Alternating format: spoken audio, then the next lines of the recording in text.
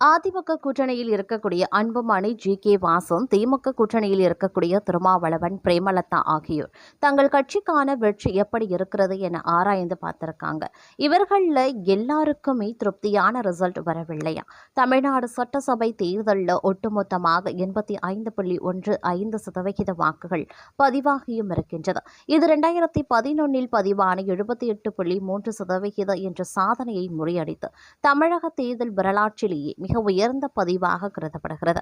2021 தேர்தல் ஒப்பீடுபடி பார்க்கும்போது கடந்த 2021 தேர்தலில் 72.8% வாக்குகள் மட்டுமே பதிவாகின.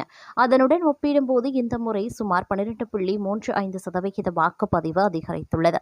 இந்த தேர்தல் அதிமுகவிற்கு மிகவும் முக்கியமான தேர்தல். கடந்த 11 தேர்தல்களில் உள்ளாட்சி தேர்தல், இடைத்தேர்தல் உள்பட தொடர் சர்க்கிள்களை சந்தித்து வரும் அதிமுகவிற்கு இது இறுதிப் போர் போன்றது. எடப்பாடி பழனிசாமியின் ஒற்றை தலைமைக்கு கீழ் கட்சி சந்திக்க போகும் மிக முக்கியமான தேர்தல் இது.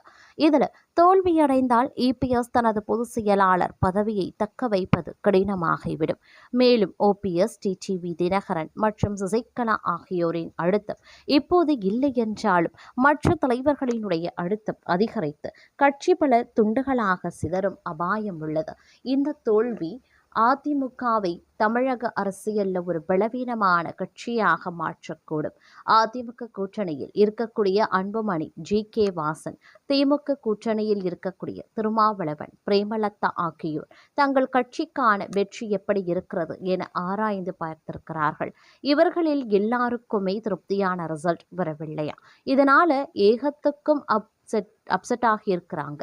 குறிப்பாக அதிமுக கூட்டணியில் 18 தொகுதிகளில் போட்டியிட்ட அன்புமணியின் பாமகவிற்கு 2 தொகுதிகளில் மட்டுமே வெற்றியும் 2 தொகுதிகளில் இழுபறியும் இருப்பதாக அன்புமணிக்கு தகவல் தரப்பட்டுள்ளது. தம்மிடம் தரப்பட்டிருக்கக்கூடிய தகவல்களை அன்புமணி ஆராய்ந்து பார்த்துள்ளார். அது மட்டும் இல்லாமல் எல்லாம் சரியாகத்தானே இருந்துள்ளது. அதனால் மிகவும் நொந்து போயுள்ளார் அன்புமணி. அதே போல ஜி.கே. வாசனுக்கு 5 தொகுதிகள் அதிமுகவில் தரப்பட்டது. ஒன்றில் கூட வெற்றி இல்லை என்றே அவருக்கு கிடைத்த தகவல். அதாவது தமாக வேட்பாளர்கள் 5 பேரிடமும் விவாதித்துள்ளார் வாசன். ஒருவரும் நம்பிக்கையாக பதில் சொல்லவில்லையா? அதே போல திமுக கூட்டணியில் 8 இடங்களில் போட்டியிட்ட விசிகாவுக்கு 2 இடங்களும், 10 இடங்களில் போட்டியிட்ட தேமுதிகவுக்கு 1 இடங்களும் மட்டுமே வெற்றி உறுதியாக தெரிகிறது என்று சொல்லப்பட்டுள்ளது. ஆக திமுக மற்றும் அதிமுக தலைமையில் உருவான கூட்டணிகளில் போட்டியிட்ட தோழமை கட்சிகளுக்கு எதிர்பார்த்த வெற்றி என்பது கேள்விக்குறியாக இருப்பதால் தோழமை கட்சிகளிடம் ஒருவித பெருமை எதிரொலித்திருக்கிறது. இதற்கு மொத்த காரணமும் விஜய்தான். விஜயின் தாவேகா கட்சி வெறிக்கும் வாக்குகள் பிரதான கட்சிகளின் தோழமை கட்சிகளை வெகுவாக பதம் பார்த்துள்ளது. அதாவது ஜெயிக்க வேண்டிய இடத்தில் தோல்விக்கும், தோல்வியடைய வேண்டிய இடத்தில் வெற்றிக்கு வழிவகுக்கிறதாம் விஜயின் தாவேகா வாங்கும் வாக்குகள் அப்படின்னு சொல்லப்படுதுங்க.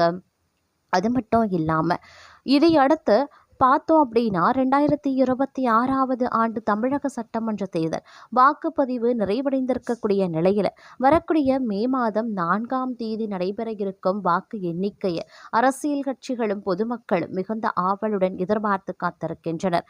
தேர்தல் முடிவுகள் எப்படி வரும் என்ற பதட்டம் ஒருபுறம் இருந்தாலும் ஆட்சி நமதே என்ற நம்பிக்கையில் முக்கிய அரசியல் கட்சிகள் பதவியேற்பு விழாவுக்கான தேதிகளை தங்களுக்கு நெருக்கமான ஜோசியர்கள் மூலம் பார்த்து வருவதாக தகவல்கள் வெளியாகியிருக்கின்றன.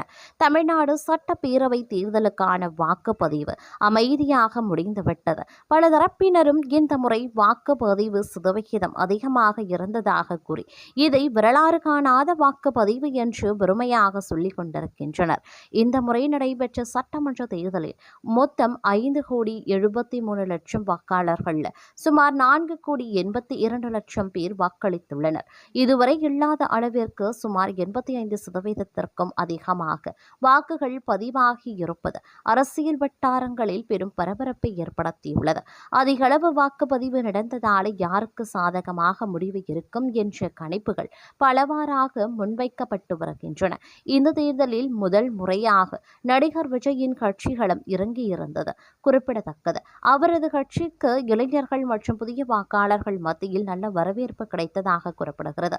இதனால் இந்த புதிய கட்சியின் வருகை திமுக மற்றும் அதிமுக ஆகிய இரு பெரிய கட்சிகளின் வாக்கு வங்கிக்கு சாதகமா அல்லது பாதகமா என்ற கேள்வி எழுந்துள்ளது. இதுகுறித்து இருதரப்பிலும் தீவிர ஆலோசனைகள் நடைபெற்றதாக தகவல்கள் தெரிவிக்கின்றன. இந்த தேர்தலையும் கூட்டணி பலம் தங்களுக்கே அதிகம் இருப்பதாக திமுக தரப்பில் நம்பிக்கை நிலவுகிறது. கடந்த முறை போல அதிமுக இடங்களை பெற முடியாவிட்டாலும் 130க்கும் மேற்பட்ட தொகுதிகளில் வெற்றி பெற முடியும் என்ற கணிப்பு உள்ளதாக கூறப்படுகிறது. இதன் அடிப்படையில் தேர்தல் முடிவுகள் குறித்து பெரிதாக பதட்டம் கொள்ளாமல் ஆட்சி தொடரும் என்ற நம்பிக்கையில் பதவியேற்பு விழாவுக்கான தேதிகள் குறித்து ஆலோசனை நடத்தப்பட்டு வருவதாக கூறப்படுகிறது. மறுபுறம் அதிமுக தரப்பிலையும் அதே அளவுக்கு நம்பிக்கை காணப்படுகிறது.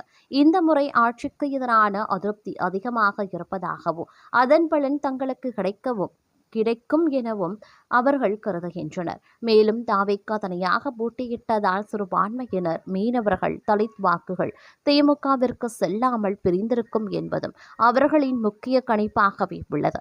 இதனால் இந்த முறை 150க்கும் மேற்பட்ட தொகுதிகளில் வெற்றி பெற வாய்ப்பு இருப்பதாக அதிமுக தரப்பில் நம்பிக்கை நிலவுகிறது.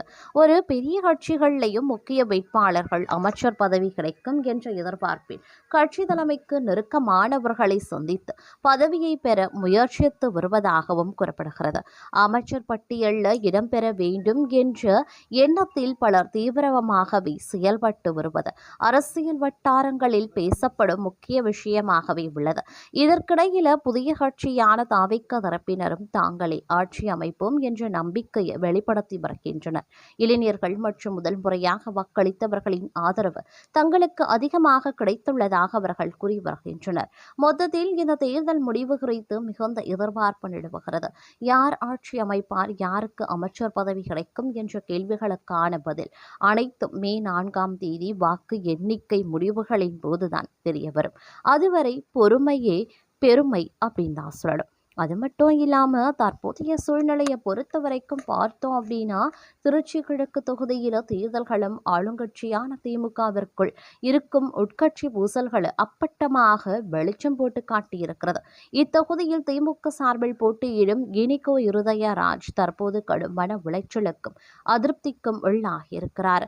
தமிழக வெற்றி கழகத்தின் தலைவர் விஜயை எதிர்த்து இத்தொகுதியில் களம் காண்பதால் இது ஒரு ஸ்டார் தொகுதியாக மாறியுள்ளது. ஆனால் இவ்வளவு முக்கியத்துவம் வாய்ந்த ஒரு தொகுதியில் திமுகவின் இருபெரும் தூண்களாக கருதப்படும் அமைச்சர்கள் KN நேரு மற்றும் அன்பில் மகேஷ் பொய்யாமொழி ஆகியோரின் ஆதரவு தனக்கு கிடைக்கவில்லை என்பதுதான் இனிகோவின் தற்போதைய பிரதான புகாராக உள்ளது. தேர்தல் பிரச்சாரத்தின் போது இனிகோ இருதயராஜுக்கு அமைச்சர்களின் ஆதரவுகள் பெரிய அளவில் ஒத்துழைப்பு வழங்கவில்லை என்று கூறப்படுகிறது.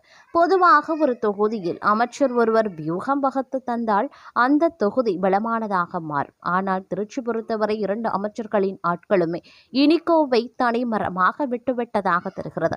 இதனால் தேர்தல் களத்தில் எப்படி செயல்படுவது, மக்களை எப்படி அணுகுவது என தெரியாமல் தனியாளாக போராடி இனிகோ திணறி போயிருக்கார். களத்தில் நிலவும் இந்த தொய்வு வெற்றியை பாதிக்குமோ என்ற அச்சம் அவரது ஆதரவாளர்களிடையே மேலோங்கி காணப்படுகிறது.